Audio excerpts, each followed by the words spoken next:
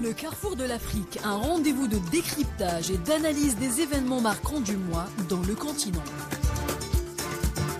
Experts, consultants et analystes décortiquent l'actualité dans le Carrefour de l'Afrique. Et c'est sur Ifriqiya FM.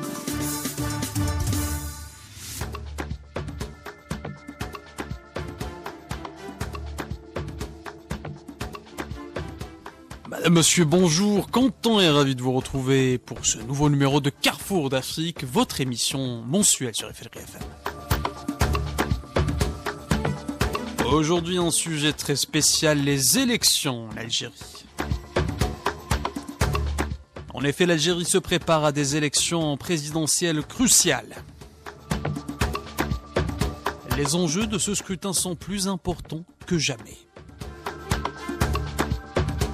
À l'aube de ce grand rendez-vous électoral où le destin d'une nation se dessine à travers le souffle de la démocratie, il est essentiel de se pencher sur les enjeux et les dynamiques qui animent ce processus. Quelle perspective essentielle sur les défis auxquels les élections en Algérie?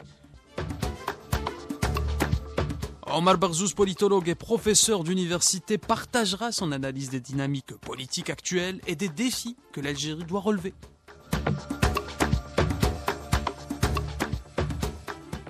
L'autorité nationale indépendante des élections, l'ANI, joue un rôle clé dans ce processus électoral. Dans cette émission, nous allons nous pencher sur les mécanismes mis en place pour garantir l'intégrité de ce vote. Nous aborderons également les défis logistiques, notamment dans les régions reculées. Karim Khalfan, politologue et membre de l'autorité nationale indépendante des élections, interviendra pour expliquer comment l'ANI assure la transparence et l'intégrité de ce processus.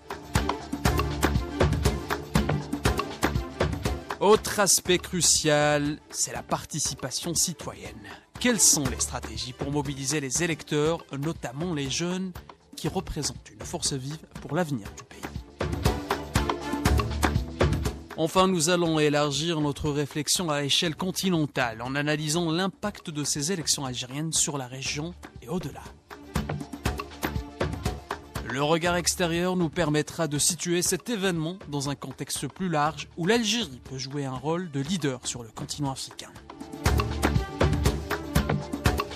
Baran Diaïdor, journaliste sénégalais et spécialiste des questions africaines, apportera son analyse sur l'importance de ce scrutin dans un contexte africain plus large. Et bien sûr, j'aurai avec moi notre chroniqueur à Ifriqiya FM, Samuel Akizimana.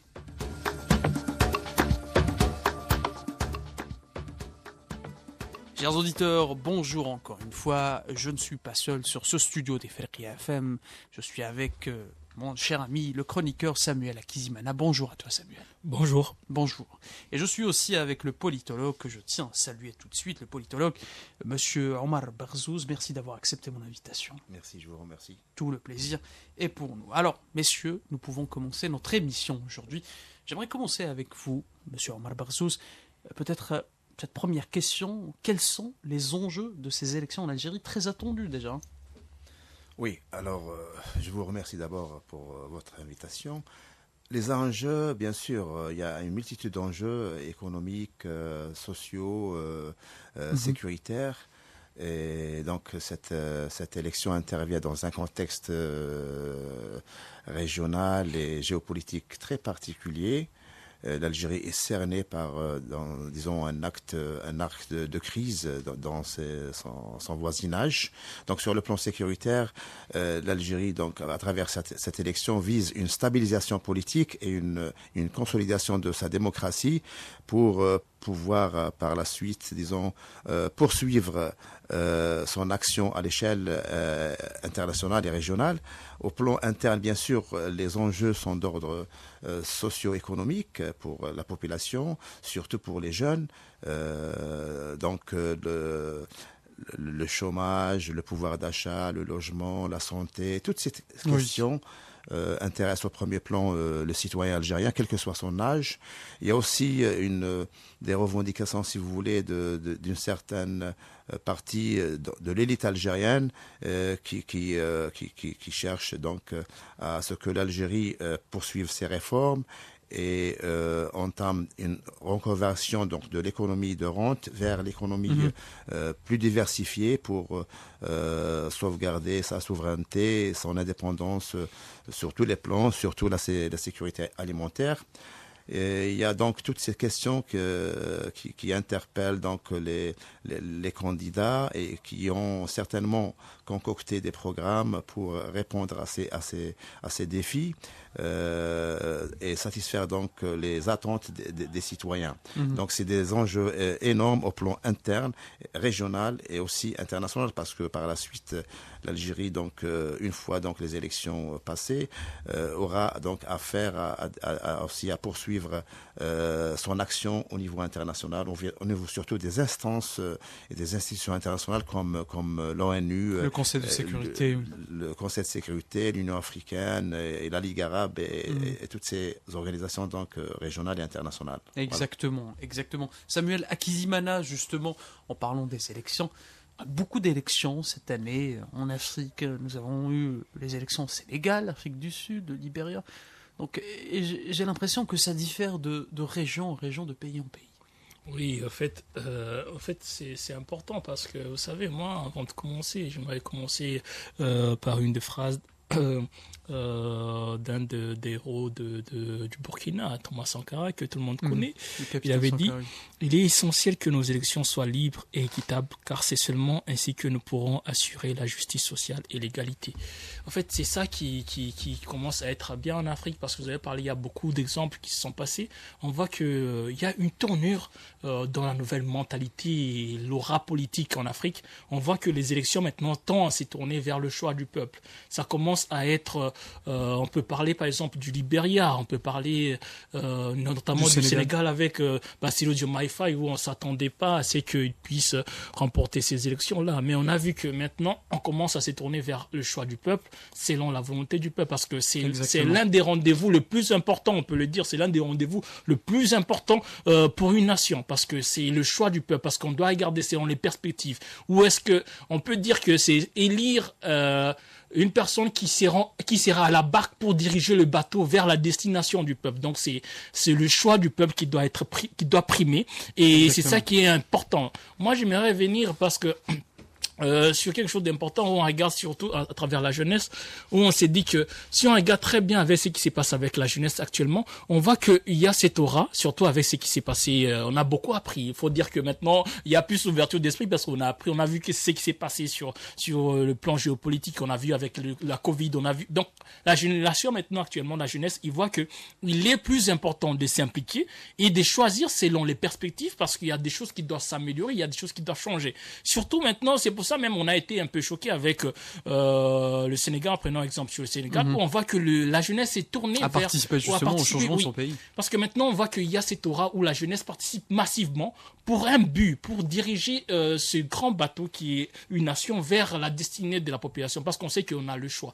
On a le choix, on doit établir le choix selon les opinions et selon l'envie du peuple. Donc, alors, pardon. Monsieur le vent de démocratisation donc a touché toute l'Afrique maintenant, même s'il y a des cas bien sûr où il y a toujours des régressions démocratiques, des coups d'État, etc. Oui. Mais dans l'ensemble, il y a un éveil des jeunes, de la population africaine, pour revendiquer donc plus de participation à la prise de décision. Et donc rien ne sera plus comme avant en Afrique. Et donc les Africains maintenant participent véritablement de plus en plus à la prise de décision, donc à la participation politique. Et on le voit donc dans plusieurs cas, plusieurs pays africains. Et l'Afrique n'est pas en reste, parce que l'année 2024, comme vous l'avez si bien dit, oui. Elle connaît toujours une inflation d'élections donc dans le monde.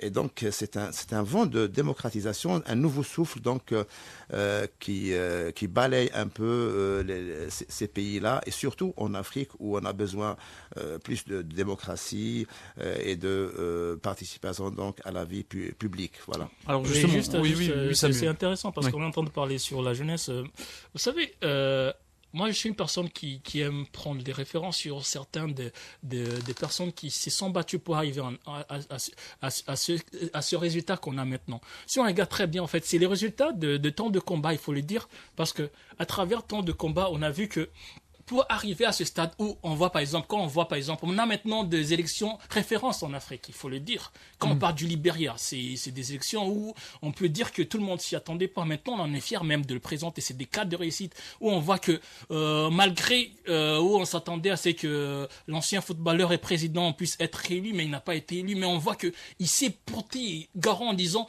le choix a fait son peuple. À travers le choix du peuple, il y a un vent de démocratie en Afrique.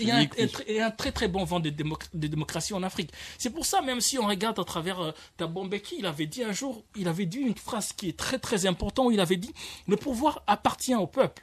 C'est là où on voit maintenant à travers la démocratie que le pouvoir réellement appartient au peuple. Et il a aussi ajouté, et ce pouvoir s'exprime de manière essentielle à travers des élections libres, équitables et transparentes. C'est ce qu'on est en train de voir maintenant. On est en train de voir les résultats et qui sont en train de découler à travers, parce que même monsieur le spécialiste, il a pu le dire en disant, même s'il y a toujours des vents d'exception, des exceptions, mais on voit qu'il y a maintenant cette aura où on est en train de montrer une nouvelle visage en Afrique. On est en train de montrer que les élections en Afrique, c'est pas ce que France 24 ou d'autres médias aiment montrer. Désolé. Désolé. Mais c'est pour montrer qu'il y a toujours la désinformation. En fait, on parle de désinformation, où il y a toujours la désinformation en Afrique. On veut montrer que l'Afrique, c'est le terrain où tout se passe d'une façon un peu pas normal. Mais en réalité, il y a des modèles de réussite qui montrent en disant qu'en Afrique, il y a un nouveau vent qui est en train d'être pris. Alors, Samuel Akizbana, tu viens d'évoquer des sujets qui tiennent à cœur. Un journaliste sénégalais, spécialiste aussi des questions africaines, Bara Ndiaye Dor, qui n'est pas avec nous, qui n'est pas encore avec nous. On va le contacter. Je me tourne vers vous, Omar Berzouz, en attendant d'avoir une connexion avec Bara Ndiaye Dor, justement en parlant des jeunes, de la participation des jeunes. En Algérie, on voit aussi que les jeunes s'intéressent de plus en plus aux élections. Oui. Et à l'avenir de leur pays. Bien sûr, les jeunes. Alors, gagner la bataille de la jeunesse pour les candidats est le grand défi. Les jeunes constituent, comme vous le savez, la majeure partie de la population. Donc, la population entre 15 et 35 ans est dans l'ordre de 40%. Ce qui veut dire que le corps électoral aussi est constitué de la majorité de jeunes. Donc, comment convaincre ces jeunes à aller voter ? Là aussi, c'est un défi important. Oui. Et les jeunes ont des attentes, bien sûr. Ils ont des attentes. Et des attentes d'ordre socio-professionnel, d'ordre même sécuritaire, parce que l'Algérie baigne aussi dans un environnement hostile. Et donc, cette jeunesse-là a besoin d'être prise en charge, d'être encadrée par les autorités, par les pouvoirs publics. Et donc, c'est un enjeu pour les élections présidentielles en Algérie ou ailleurs.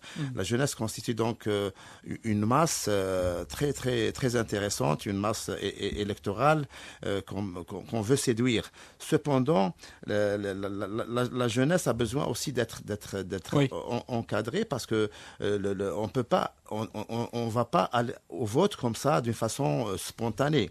Il faut inculquer une certaine culture politique participative. Exactement.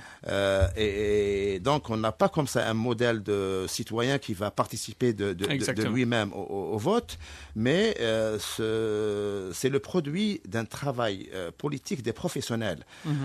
Et ça commence dès le jeune âge.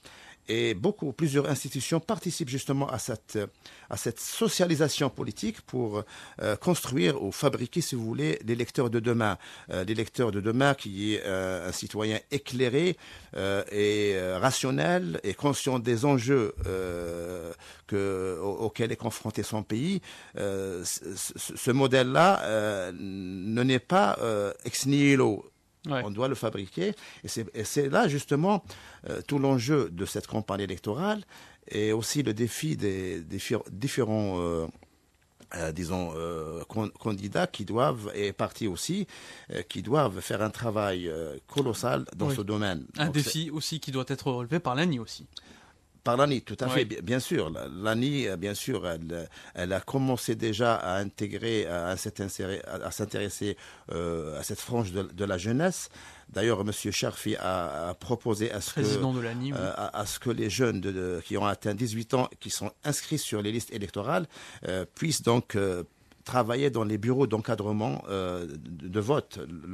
C'est pour impliquer davantage les jeunes du 7 septembre prochain, pour les impliquer davantage et pour leur premier pas donc, dans la conscience politique et pour faire des citoyens de demain conscients donc, des enjeux du pays. Justement, Omar Barzouz, en parlant de cette implication des jeunes dans le processus électoral, nous avons avec nous Karim Khelfen, politologue et membre de l'ANI, l'Agence nationale indépendante des élections en Algérie. Karim Khelfen, bonjour et merci d'avoir accepté notre invitation. Bonjour. Alors, Karim Khelfen, justement, on était en train de parler donc de la participation des jeunes à ce scrutin. Comment l'ANI aide-t-elle cette émancipation des jeunes dans le processus électoral ? En effet, comme vous venez de le dire dans votre question, l'ANI aide à l'émancipation des jeunes dans le processus électoral parce que d'abord, la Constitution l'énonce dans plusieurs de ses articles car l'État s'engage à justement aider les jeunes à participer à la vie politique et active de l'État et met les moyens nécessaires pour cela, mais aussi la loi électorale le stipule clairement et pour preuve, nous avons des exemples que nous pouvons citer en la matière puisque dans, par exemple, la prise en charge des frais de campagne, d'impression des affiches, de location des lieux de meeting lors des élections législatives et locales, APC, APW, et l'ANI, justement, prend en compte ce volet-là, puisqu'elle veille à faire participer les jeunes dans tout le processus électoral à partir de la révision électorale, des listes électorales, puisque nous sommes allés vers les jeunes pour d'abord les inciter à s'inscrire sur les listes électorales et à prendre part même au processus de la révision des listes électorales puisqu'ils participent à travers les commissions communales qui veillent à la révision des listes électorales par l'engagement aussi bien auprès de la société civile mais par la participation dans les dites commissions qui veillent à la révision des listes électorales de manière générale, tout comme aussi on le fait dans l'étude des dossiers, puisque nous avons mis une application qui nous a aidé dans le travail de la vérification des parrainages qui nous ont été présentés par les candidats lors de l'étude des dossiers. Et comme vous le savez tous, il y a quand même plus de 200 personnes et qui pour la majorité sont des jeunes aussi bien parmi les hommes que les femmes. Et nous veillons aussi à ce que ces jeunes soient à plus grande échelle invités à participer à l'encadrement des centres et des bureaux de vote puisque nous avons pris l'engagement de les associer de manière active et massive à cette procédure. Et Karim Khelfen, j'imagine que d'autres défis vous attendent aussi au niveau de l'ANI. Des défis, oui, il y en a beaucoup, plusieurs, mais pour nous, le premier défi est de veiller à la légalité du scrutin, du processus électoral depuis la convocation du corps électoral jusqu'à la proclamation provisoire des résultats, puisque, comme vous le savez, il appartient au président de l'ANI de proclamer dans les 72 heures qui suivent la fermeture des bureaux de vote les résultats provisoires du scrutin. Il y a plusieurs défis, comme je viens de le dire, s'ajoutent à cela des défis liés à la conscientisation des citoyens pour qu'ils participent massivement au processus électoral, notamment à l'élection le jour J, le 7 pour nos nationaux en Algérie, mais pour les résidents à l'étranger, comme vous le savez bien, le vote commence 5 jours avant le vote, c'est-à-dire le 2 septembre et s'échelonne sur 6 jours jusqu'au 7 septembre.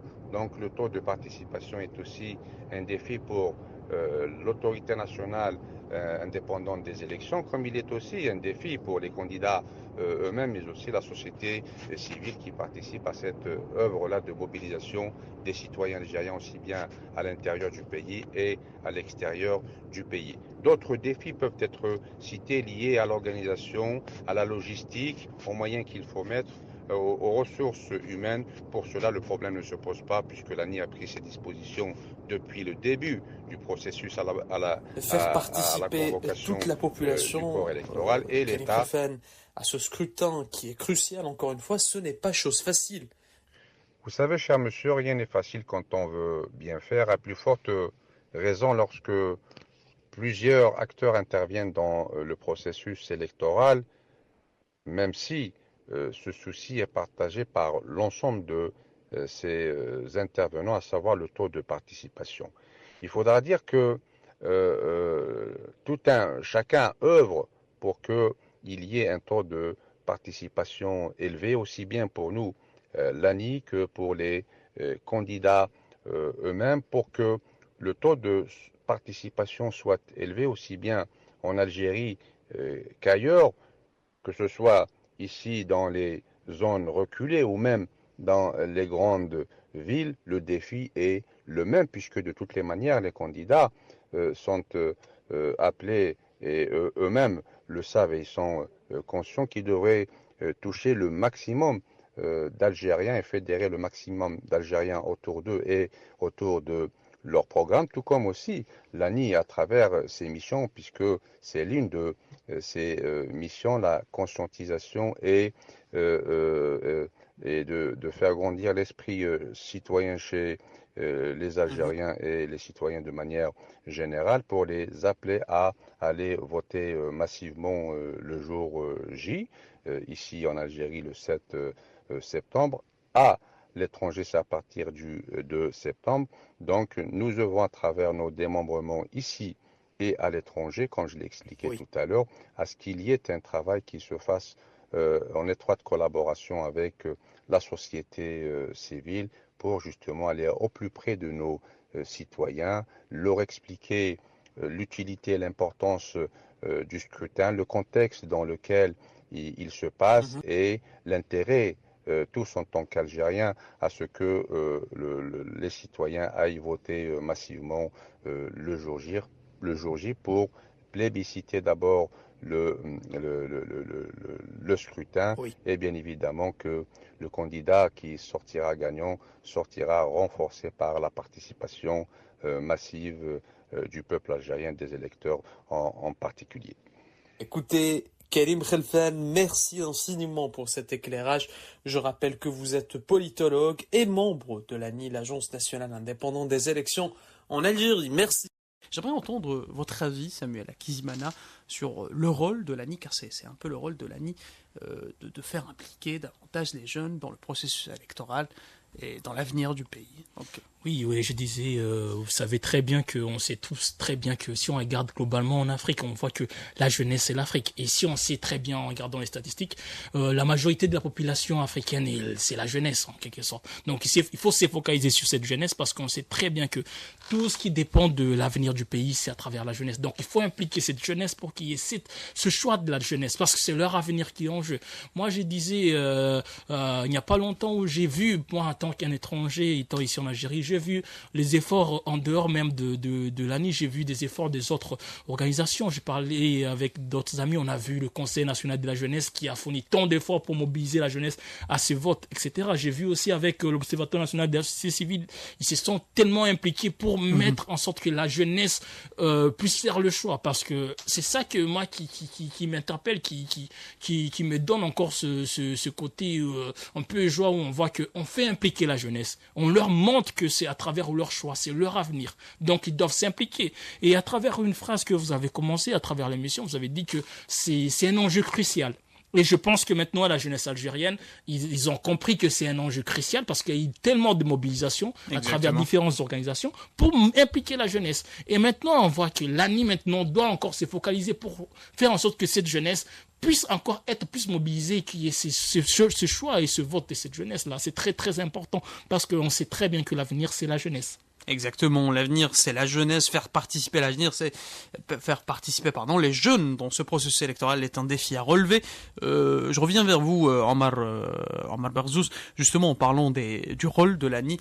L'un des rôles de l'ANI aussi, c'est d'assurer que la population qui habite des zones reculées puisse voter aussi. Et c'est très important ça. Oui. En effet, donc la population qui habite dans des zones reculées aussi a aussi le droit de voter, n'est-ce pas? Oui. Or, ces zones enclavées sont difficiles d'accès et donc tout un problème donc pour organiser les élections donc dans ces régions du pays. Et donc l'ANI a pris un certain nombre d'initiatives pour bien sûr relever ces défis logistiques. Ces défis logistiques, bien sûr. On sait que dans le sud algérien, donc il y a les nomades qui ont leur mode de vie et donc il faudrait donc des spécificités, donc organiser donc les élections selon ces spécificités régionales. Et donc il y a des bureaux de vote itinérants qui sont organisés quelques jours avant le jour J, parce que donc du fait donc de ces conditions particulières dans cette région. Et donc l'ANU essaie de faire en sorte que toutes les parties de la population puissent donc voter dans les meilleures conditions. Et donc ces régions reculées focalisent aussi l'attention donc des candidats aussi qui destinent aussi leur discours à leur égard en proposant par exemple des choses qui vont les intéresser à l'avenir, par exemple au niveau donc du développement régional et tout. Exactement. Alors en attendant d'avoir avec nous Karim Khelfane, qui est, je le rappelle encore une fois, politologue et membre de l'ANI, on revient à Ndiaye Bara. Donc on parlait justement de cette désinformation, de cette campagne de désinformation qui menace, enfin qui frappe la démocratie en Afrique. On a su qu'il y a un vent de démocratie en Afrique. Donc Monsieur Bara Ndiaye Dor, vous êtes avec nous, vous êtes journaliste sénégalais et spécialiste des questions africaines. Tout d'abord, merci d'avoir accepté notre invitation. Mais tout le plaisir est pour moi. C'est un plaisir partagé. Donc tout d'abord, on parlait des élections. On avait dit que beaucoup d'élections cette année en Afrique, des élections au Sénégal, en Afrique du Sud, au Libéria, en Algérie bientôt, en Tunisie aussi. Donc chaque région aussi aborde ces élections différemment. Mais absolument. Oui. Je crois que vous l'avez dit tout à l'heure lors des interventions. Il s'agit d'un vent de démocratisation qui souffle sur le continent et qui, aujourd'hui, de plus en plus, nous amène à observer la tenue d'élections libres, démocratiques, transparentes et inclusives. Et je crois que l'élection présidentielle algérienne à venir devrait justement s'inscrire dans ce sillage au regard justement du rôle que l'Algérie aujourd'hui tente de jouer sur l'échiquier international.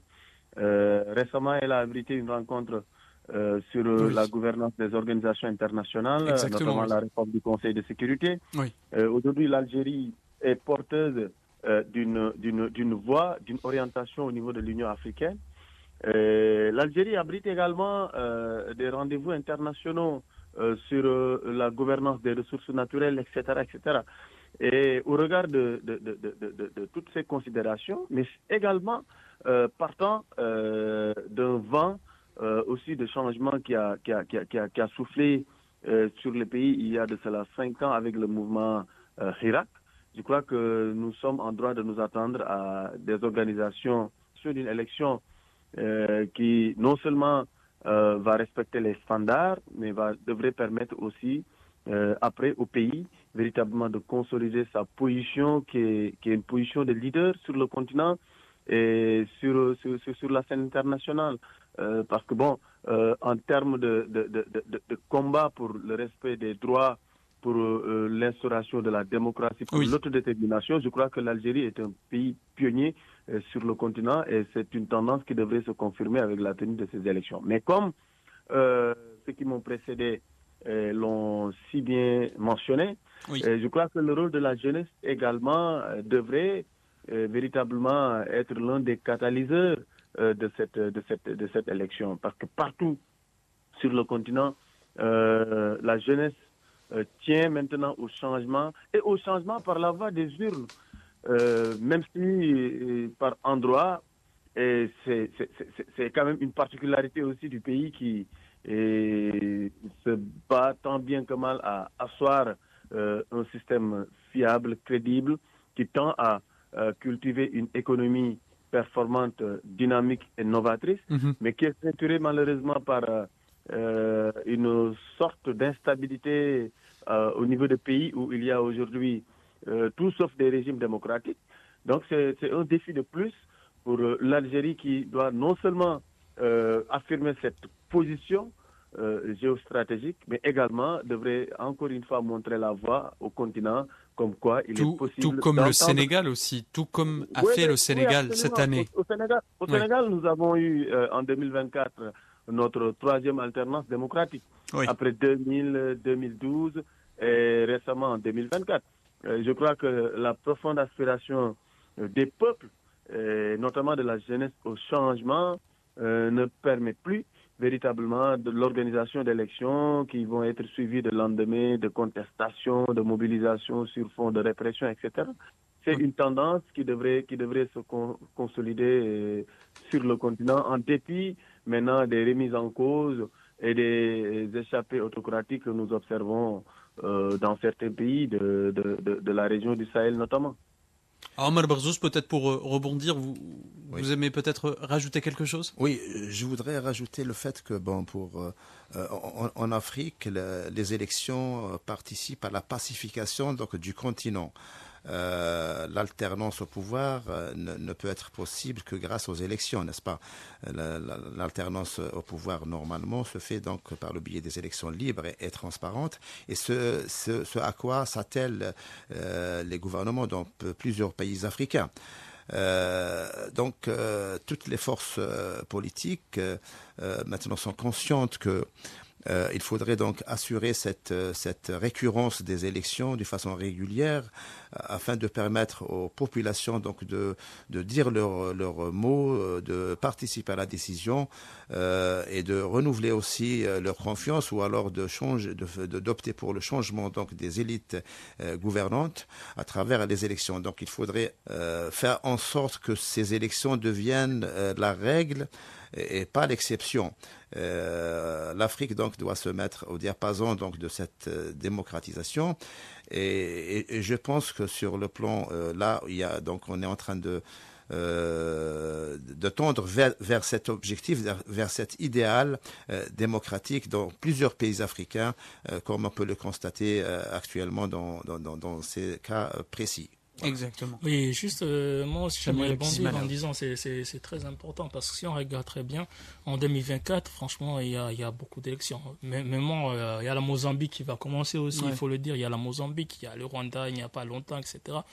Ce qui est encore mieux, parce que vous avez parlé d'une phrase qui est importante, c'est l'information, en fait. Il y a l'information et la désinformation. En fait, là, moi, je pense qu'on doit faire l'information. Pourquoi? Pour montrer en réalité ce qui se passe en Afrique. C'est-à-dire que dans chaque continent, il y a le côté obscurité, il y a au côté lumière. C'est-à-dire qu'il y a toujours les deux faces d'une pièce, en quelque sorte. C'est pour ça que nous, en Afrique, on doit montrer ces exemples qui sont là en disant il y a des pays où la transition s'est faite dans le cadre normal, parce qu'on a tendance aussi à ignorer ces différents processus. Et une chose, moi, j'aime cette phrase qui est très, très importante et que moi, j'aime partager avec tout le monde, c'est savoir que la communication est une arme de construction. C'est-à-dire qu'à travers la jeunesse qui est là en Afrique, il faut leur montrer en disant oui, vous savez, vous avez le choix.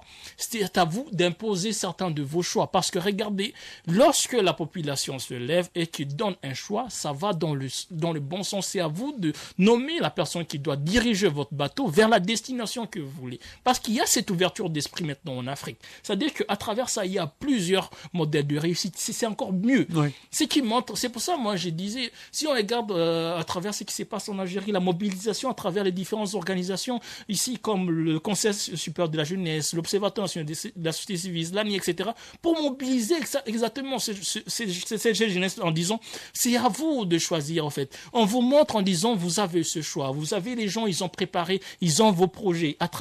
Alignez-vous à certains des projets et choisissez votre dirigeant. C'est cet esprit que nous voulons informer en Afrique en disant, il y a des modèles de réussite. Mais moi, avec ce qui s'est passé à Algérie, on voit, il y a certains modèles qui montrent le chemin vers cette réussite. C'est-à-dire qu'il y a cette information-là qu'on devrait montrer et c'est qui montre aussi la gloire de l'Afrique. C'est pour ça, moi, je suis tellement motivé en parlant de ça parce que ça me touche à cœur qu'il y a des modèles de réussite et c'est à ça que nous devons montrer et non pas laisser seulement la désinformation aboutir à ce que les autres personnes veulent faire en Afrique. Donc, il y a des choses bien qui sont en train de se passer et il y a beaucoup de choses, il y a un bon avenir pour l'Afrique. Bara Ndiaye. Peut-être pour rebondir sur les propos de Samuel Akizimana, sinon je vous pose une autre question concernant les médias. Vous qui êtes journaliste, quel est le rôle des médias dans le bon déroulement des élections de façon générale? Et puis on va prendre le cas de l'Algérie et le cas du Sénégal après.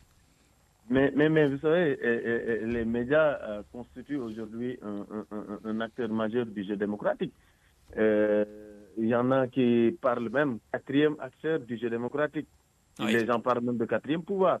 Mais vous savez, le rôle des médias dans le jeu démocratique n'est rien d'autre qu'un rôle de sentinelle, dans la mesure où, en travaillant à donner la bonne information, à montrer à la population qui doit choisir entre les différents projets, en aidant véritablement à vulgariser, sensibiliser aussi. Ce rôle d'arbitre du jeu démocratique, ce qu'il permet un choix éclairé, objectif et transparent de l'électeur qui a la possibilité de choisir entre 2, 3 ou plusieurs programmes.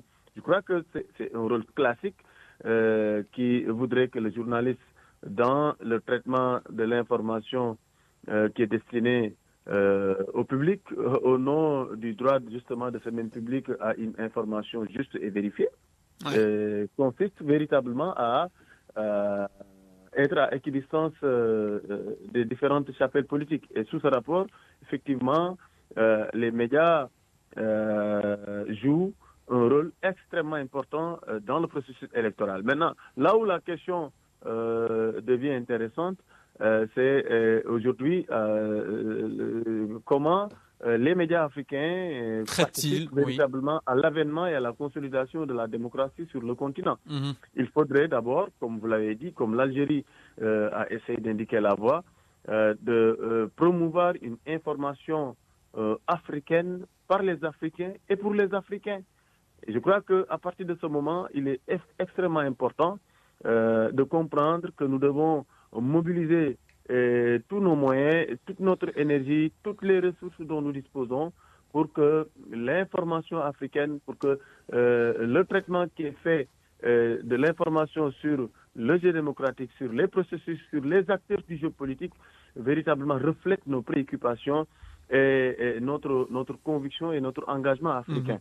Je crois que c'est de cette manière que nous pouvons justement tuer et mettre à plat toute cette volonté que nous avons pendant longtemps dénoncée des médias de l'Occident à présenter un narratif, les choses d'une manière peu reluisante ou à nous choisir des dirigeants, ce qui n'est plus possible en 2024. Je crois que si nous questionnons l'importance de certains médias qui jouissaient encore il y a encore quelques années de l'aura et d'une position dominante sur le continent, pour ne citer que les exemples de RFI, de France 24 et de BBC et d'autres, je crois qu'aujourd'hui, il est extrêmement important que des initiatives comme celle qu'a prise l'Algérie à travers Africa, à travers d'autres types de supports qu'on devrait promouvoir. Pour contrer justement l'influence de ces médias qui ne sont pas africains. Et ça crédibilise davantage le processus électoral dans nos pays respectifs. Oui. Oui, j'aimerais rebondir à travers vos mots parce que ça me fait plaisir. Il faut que nous puissions comprendre que l'information africaine doit être une fierté africaine. C'est-à-dire que nous devons avoir cette fierté. Vous savez, il n'y a pas longtemps, j'avais vu une personne qui avait commenté sur un réseau social. Il avait dit, il faut que l'Africain reprend cette fierté africaine. C'est-à-dire qu'on doit avoir cette fierté. On ne doit pas parler à notre place. On a les médias qu'il faut. C'est-à-dire que nous devons avoir cette fierté africaine parce que c'est là où il faut comprendre que la communication est une arme. Tant que les gens comprendront que la communication est une arme et qu'à travers cette communication, on peut construire et que c'est à travers ça qu'on éduque la jeunesse et qu'on lui montre le chemin, on va le prendre avec fierté. Ce qu'on donne, on doit le donner avec fierté. Nous devons être cet apporteur d'espoir, cet apporteur de développement parce que nous devons apporter ce développement. Mais à travers ça, il faut que nous utilisions cette arme qui est l'arme de conscience massive. C'est pour ça que c'est très important à travers ce que nous informons à travers la population et ce que nous montrons à travers la population parce que c'est ça la fierté africaine. Nous devons nous mettre des bons en disant il faut que les choses changent. À travers ça, nous devons avoir cette fierté. Donc répondre à la fierté africaine. Oui. Alors, les médias africains doivent non seulement contrer les médias occidentaux, par exemple, mais aussi une certaine propagande faite par certains universitaires aussi qui ne lésinent pas sur les moyens pour déformer aussi la réalité africaine. Il y a des ouvrages sur l'Afrique qui tentent de décrire l'Africain comme étant encore pas prêt pour la démocratie. Il y a un ouvrage qui s'appelle « La démocratie, l'Afrique est-elle prête pour la démocratie ?» Donc les médias africains ont un rôle à jouer dans ce domaine-là pour contrer les idées reçues dans ce domaine et donc permettre aux Africains d'aller de l'avant, de connaître leur réalité, de connaître leurs problèmes, de connaître leurs aspirations, etc. Et donc les médias ont toujours joué un rôle dans ce domaine, dans le domaine d'élection, à telle enseigne que on se demande si les médias fabriquent l'élection. Si les médias fabriquent l'élection et fabriquent donc le vainqueur. Donc, il s'agit donc aussi ici, il y a un débat sur cette question-là. Dans quelle mesure les médias jouent un rôle, persuasif, essaient d'influencer donc les choses sur le terrain, ou alors ils jouent un rôle de neutralité à l'égard des candidats, à l'égard des partis qui compétit, qui concourt donc dans une élection. Donc moi je dis qu'en Algérie, l'ANI, pour revenir à l'ANI, donc a mis des garde-fous. En matière donc réglementaire, il y a une législation qui encadre donc le travail des médias, notamment en période de campagne électorale. Donc il s'agit donc de traiter les candidats d'égal à égal pour leur donner une égalité de chance, pour briguer donc le mandat à la magistrature suprême et donc aussi permettre aussi aux citoyens de s'informer réellement donc des programmes des uns et des autres et donc se faire une idée exacte pour prendre une décision donc et voter en conséquence. Exactement. Monsieur Bara Ndiaye, justement, en parlant des médias, ça c'est les médias traditionnels. Il y a les médias aujourd'hui qu'on peut dire, on peut qualifier de modernes, contemporains. Il s'agit des réseaux sociaux, Facebook, Instagram, X. Peut-être la différence entre les deux, c'est que les premiers, c'est-à-dire la télévision, la radio, les journaux et tout, on peut filtrer l'information. Mais par exemple sur Facebook, l'information n'est pas filtrée à 100%. Donc des fake news peuvent circuler. Mais la différence entre ces différents types d'acteurs, justement, se situe à ce niveau où il est question justement de voir comment toutes les sources d'informations les informations que nous recevons sont-elles crédibles ou non? Parce que tout le monde aujourd'hui a accès à ces médias sociaux, à Facebook, Instagram, Twitter et autres, et ce qui ne donne pas toujours une possibilité de vérification de la crédibilité de l'information ou pas, par opposition aux médias classiques qui quand même plus ou moins respectent dans le traitement un certain nombre de principes qui encadre le travail de collecte, de traitement et de diffusion de l'information. Mais peu importe, je crois que c'est une dynamique, c'est une tendance qui est irréversible. On n'y peut rien, il faudrait que les acteurs apprennent à faire avec. Surtout que on a vu depuis 2008 avec l'élection de Barack Obama aux États-Unis où Facebook a joué un rôle extrêmement important. Chez nous au Sénégal, nous avons eu un candidat qui, au finish, n'a pas participé à l'élection, mais a contribué quasiment seul à faire élire le président. Bassirou Diomaye Faye à l'issue du scrutin présidentiel. Je veux parler du président Ousmane Sonko qui est aujourd'hui le Premier ministre du Sénégal. Ouais. C'est à travers justement ces réseaux sociaux qu'il a véritablement atteint ses cibles, qu'il a parlé à la jeunesse, qu'il s'est doté d'une plateforme puissante et innovante de communication, oui. qui lui a permis quand même de contourner plus ou moins l'hostilité des médias dits classiques. Je crois que c'est un phénomène nouveau, une dimension qu'on ne peut plus négliger aujourd'hui dans l'analyse et dans la perception du phénomène démocratique. Ouais. Et la jeunesse qui, d'antan, n'employait pas les médias classiques pour s'informer, aujourd'hui ont accès à toutes les informations à travers le digital. Comme quelqu'un a si bien dit chez nous, à la puissance du fric, ils ont opposé la puissance du clic. Je crois qu'à travers ces médias sociaux aujourd'hui, notre jeunesse s'informe, les gens sont de plus en plus sensibilisés, formés, éveillés sur l'ensemble des questions qui agitent leur avenir. Et je crois que c'est une tendance qui se généralise. Maintenant, le défi pour les médias classiques réside dans leur capacité de s'adapter à dans cet environnement, mais aussi et surtout à mettre à profit l'opportunité qu'offre le digital pour se mettre aux normes et continuer à garder véritablement l'influence sur les processus démocratiques. Exactement, merci à vous, merci pour cet éclairage. Bara Ndiaye Dor, je rappelle que vous êtes journaliste sénégalais et spécialiste des questions africaines. Merci. Donc je reviens vers vous, Omar Barzouz. Nous venons d'écouter le journaliste sénégalais Bara Ndiaye Dor sur le rôle des médias dans les élections. Donc j'aimerais peut-être revenir avec vous sur un autre aspect de ces élections. On a parlé des médias, de la participation des jeunes. Il y a aussi l'impact des réformes électorales. Quels sont, Omar Barzouz, justement les effets attendus de ces récentes réformes électorales sur le déroulement de ce scrutin? D'accord. L'impact de ces réformes sur le scrutin. Maintenant, les citoyens savent, scrutin après scrutin, que les choses s'améliorent, que donc il y a une certaine maîtrise donc des élections, et donc ça concourt à une certaine restauration de la confiance entre les gouvernants et les gouvernés. Oui.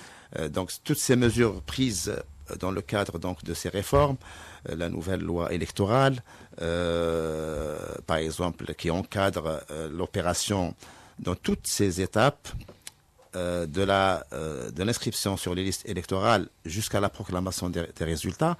Donc toutes ces règles permettent un contrôle rigoureux de l'opération électorale, oui. Et aussi permettent aussi de lutter contre la fraude, aussi de lutter contre l'utilisation de l'argent sale, et tout ça donc permet aux citoyens d'avoir une certaine confiance dans les institutions, parce qu'il sait pertinemment, ce citoyen, que il y a une institution qui veille au grain et donc qui essaie donc de permettre donc une compétition loyale entre les candidats. Et les candidats eux-mêmes savent à quoi s'en tenir. Ils savent qu'ils ont des garanties de la part de l'ANI que l'opération se déroulera dans les meilleures conditions possibles. Mais en revanche, ils savent aussi qu'ils doivent se tenir à un certain code de conduite. Et tout écart par rapport à ce code de conduite aura donc des conséquences sur le plan donc des sanctions. Et donc tout le monde sait à travers ces réformes donc du régime électoral que l'opération se déroulera dans les meilleures conditions possibles, avec le plus de garanties possible. Et donc, comme je disais tout à l'heure, ça peut concourir à restaurer cette confiance entre les gouvernants et les gouvernés, et pacifier donc la société, et permettre aussi une plus grande participation, parce que quand on sait qu'il y a ces garde-fous, il y a cette assurance que les choses se déroulent dans les meilleures conditions possibles, le citoyen sera donc incité à aller voter, et donc on aura peut-être un meilleur taux de participation. Espérons-le. Allez voter, donc c'est pour le 7 septembre 2024, Omar Berzouz. 3 candidats seront en lice. Je rappelle le nom des candidats: Abdelmajid Tebboune, Hassani Chérif et Youssef Aouchiche. Merci à vous, Omar Berzouz, pour cet éclairage. Merci d'avoir accepté notre invitation et merci d'avoir répondu à mes questions.